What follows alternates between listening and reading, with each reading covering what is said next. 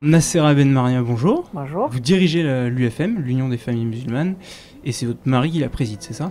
Non. Mon compagnon dans la vie a présidé conformément à nos statuts pendant 3 ans uniquement l'Union des familles musulmanes, c'est-à-dire de 2008 à 2011.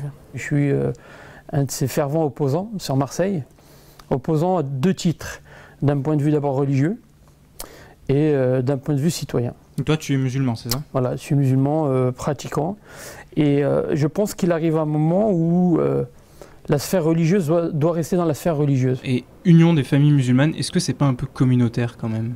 Non, dans le champ du mouvement familial, l'esprit communautaire n'existe pas. C'est représenté au sein de la communauté nationale les familles présentes sur le territoire français, et donc il y a aussi les familles musulmanes, mais au sein des familles de France. Alors récemment, le magazine Le Point a publié une petite brève qui a un peu mis le feu à l'UFM, si on peut dire. Donc ils vous accusaient en gros d'avoir touché 5 millions d'euros de subventions du Conseil général. D'où ils sortent ces informations? Est-ce que vous avez eu des explications? Non, parce que ces personnes très courageuses sont anonymes, donc on ne sait pas, on a des doutes sur qui ça vient, mais on n'a pas de confirmation. Alors ça n'a pas mis le feu à l'UFM parce que nous on est très serein quant à notre fonctionnement et à la justification de nos dépenses. Quand on existe, qu'on travaille, ça crée peut-être un peu des jalousies. Vu le nombre de mécènes, vu le nombre d'intervenants autour de cette structure, elle gagne trop d'argent. C'est du clientélisme politique.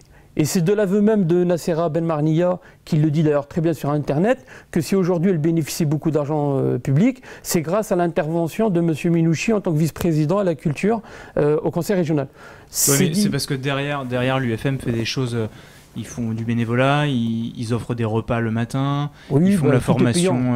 Allez vous renseigner, toutes les activités sont payantes. S'ils avaient simplement vérifié en se mettant sur le site du Conseil général, puisque ces sommes-là sont publiques, si ce journaliste qui a notre point de vue à nous... Depuis 2009, il n'y a rien qui a été publié sur le site.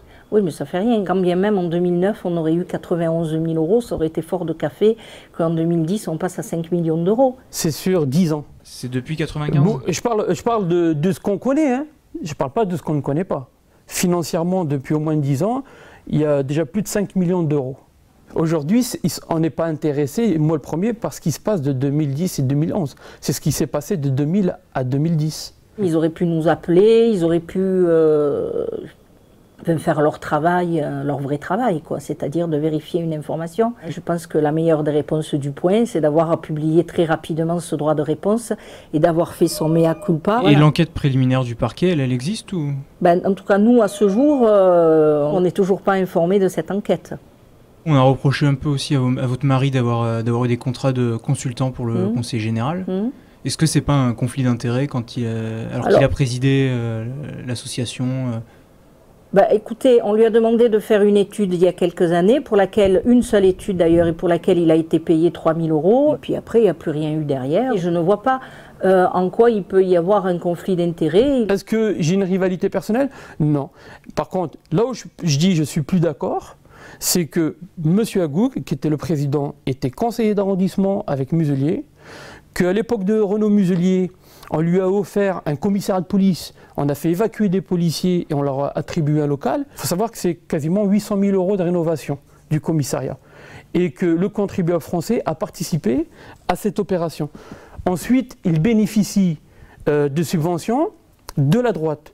Puis tout d'un coup, on quitte la droite, on va vers la gauche, on devient guériniste et on bénéficie encore plus d'argent. Après, un coup, vos aliens, après vous les retrouvez avec Minouchi. Donc, et voir Lisette Nardussi, et si vous voulez, à un moment donné, il y a une proximité qui pose problème. Je veux dire, ça fait plusieurs années que nous sommes victimes de toutes ces diffamations. On a eu l'année dernière des audits, des contrôles, 4 dans l'année. Ça ne cesse pas. Mais si on en arrive au point où à chaque fois qu'un jaloux écrit, ça nous bloque nos subventions, ça fait un papier dans le national, je trouve ça très grave. Donc pour vous, c'est de la jalousie et c'est... Je ne peux pas y voir d'autres explications. Mais qui serait jaloux et pourquoi?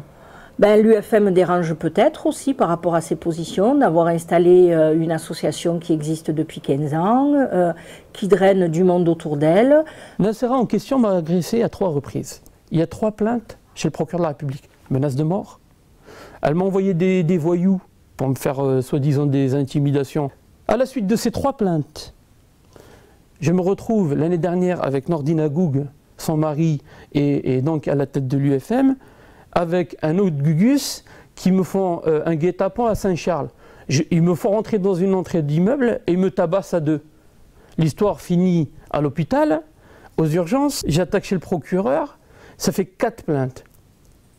Ensuite, vous êtes convoqué, et ça je parle de ce qui m'est arrivé, et je le dis, hein, ceux qui souhaitent m'attaquer pour diffamation peuvent le faire très bien. Je suis convoqué, alors plutôt invité à me rendre au conseil régional pour rencontrer M. Michel Toflib, qui est inspecteur général des services au conseil régional. Ce dernier, au bout de la 4e rencontre, me dit « Écoutez, M. Djelil, c'est dommage, vous êtes des bons militants, vous avez une nation qui a pignon sur rue, l'UFM aussi, pourquoi vous ne retirez pas vos plaintes chez le procureur ?» Et je lui dis « Mais quel est donc l'intérêt, M. Toflib ?» Il me dit, voilà, on a déjà des affaires avec Andrieux, le président est éclaboussé. Moi, ce que j'aimerais, c'est que vous enleviez la plainte. Et puis, si demain, vous serez amené à nous demander des subventions, mon association, depuis 2003, ne peut pas toucher de subventions parce que dans les statuts, on a inscrit qu'on ne faisait pas de numéro de siret. C'est un gage d'indépendance vis-à-vis du politique. Et devant ce chantage à la subvention, j'ai porté plainte chez le procureur de la République contre Michel Toflib. Et la justice, face à toutes mes plaintes, se pose vraiment des questions. Elle dit, qu'est-ce que c'est que ces histoires? Voilà. Et aujourd'hui... Oui, mais ça pourrait être que tu as envie de te faire mousser, qu'on parle de toi, tu poses des plaintes. J'existe depuis 92. Je n'ai pas besoin de Nassera Ben Marnia pour... vous prenez Omar Djelil, vous allez sur Marseille, Reims. Je suis resté 10 ans en paix. Si je voulais être gamelleur, j'aurais mangé... Il y a bien longtemps que j'aurais mangé ce que j'avais à manger.